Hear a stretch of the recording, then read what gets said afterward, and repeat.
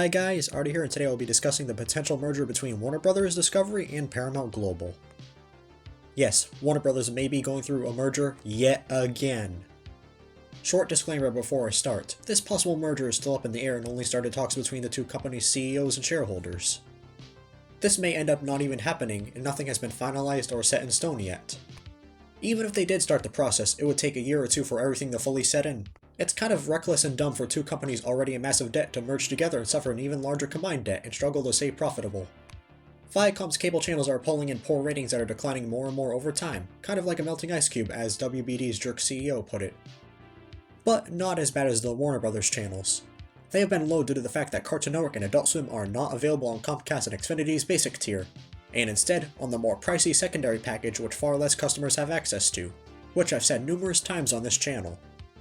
Fed-up cable viewers cutting the cord and jumping ship to streaming also has been a huge contributing factor. At this point, Paramount Plus is the only thing keeping the company afloat. This merger is just going too far. I thought there was a law forbidding monopolies, and not to mention antitrust laws and a bunch of legal shenanigans the two companies need to go through in order to make this merger work. Not just that, isn't it illegal for a company to fully own more than one broadcast network? Warner Bros. And Paramount owns 12.5% of the CW each. Meanwhile, Nexstar owns the remaining 75%. Also, Paramount owns CBS, which is a major broadcast network with owned and operated affiliates all over the country, such as WBZ, WCBS, and KCBS. It's a truly scary reality we live in where there are only about 5 or 6 media companies, with that number shrinking, when it was well over 20 of them only a couple of decades ago. Monopolies are getting out of hand and the corporations have too much power. Something needs to change before the world deteriorates into a dystopian nightmare. The government and major conglomerates go hand in hand, with the companies paying the government officials to cover their asses and be free of consequences or from becoming too large. I saw a comment on Twitter saying this merger is a good idea because they can tie in the channels together by genre, such as Cartoon Network and Nickelodeon, Adult Swim and Comedy Central, HBO and Showtime, and so on. Not gonna reveal their name because I don't want to embarrass them. They don't understand this merger will impact each of these channels in a negative way, which could include shutting down one or the other in a worst case scenario.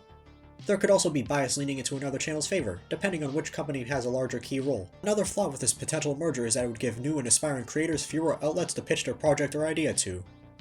Meaning if they pitch something to Studio A and it gets turned down, that means Studio B, which is owned by the same parent company to Studio A, also rejects the idea.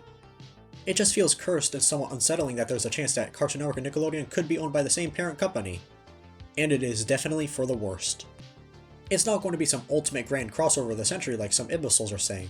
It's more like even more a saturation of the biggest IPs like SpongeBob and Gumball, and even more bad decisions including purging of content. That's right, we all remember what happened in August 2022 with the tax write-offs on HBO Max and over 60 titles being removed. It doesn't help that very recently, Paramount has adopted this practice, removing less popular series from the platform starting on January 1st. A speculation I came up with that could be a result of this unlikely merger is that the WBD networks, most notably Cartoon Network, could downgrade back into a worse and repetitive schedule again if Paramount plays a large enough role in the merger. Paramount channels such as Nickelodeon, Comedy Central, and MTV have terrible schedules and will often air the same 1 or 2 shows all day long for the entire week, which has been their practice for almost a decade now. Then again, the opposite could happen where the Viacom channels improve, if it is in Warner Bros. Discovery's favor, which is less likely. CN, Adult Swim, and Boomerang schedules have improved dramatically in 2023 and it should stay that way and not regress back into a boring and bland schedule. Cartoon Network does what Nick don't. The only aspect where Nickelodeon and other Viacom channels are better than Cartoon Network is when it comes to home media releases.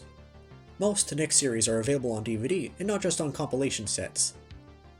They have complete series and are much more consistent when it comes to making their content available, such as SpongeBob and Beavis and Butthead. Meanwhile, Cartoon Network and Warner Bros. Don't take home media releases seriously, and occasionally release compilation sets and very, very rarely complete series box sets, and only for the most popular series like Ed, Edd n Eddy. In North America, regular show doesn't even have a complete series release and only the first 3 seasons and compilation discs are available. If you live in a PAL region like Europe, you can get the complete box set and Blu-ray, but it is heavily censored. The only other advantage Paramount has over WBD is that Paramount Plus mostly cares about their archival programming and classic Nicktoons, with almost every Nick show streaming on the platform.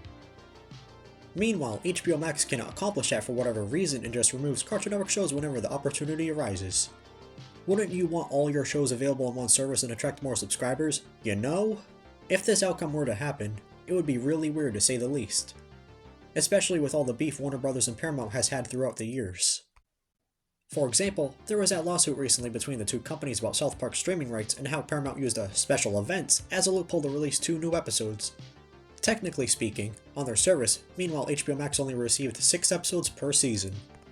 The deal was for HBO Max to get a whole season, which was usually 10 episodes, and it just blew up from there. For more details about that fiasco, you should check out LS Mark's video explaining the lawsuit. Anyways, what ended up happening recently is that a judge ended up ruling in Paramount's favor. They managed to beat the case. I wonder what will end up happening with South Park if this merger ends up being a reality. It may end up on HBO Max indefinitely.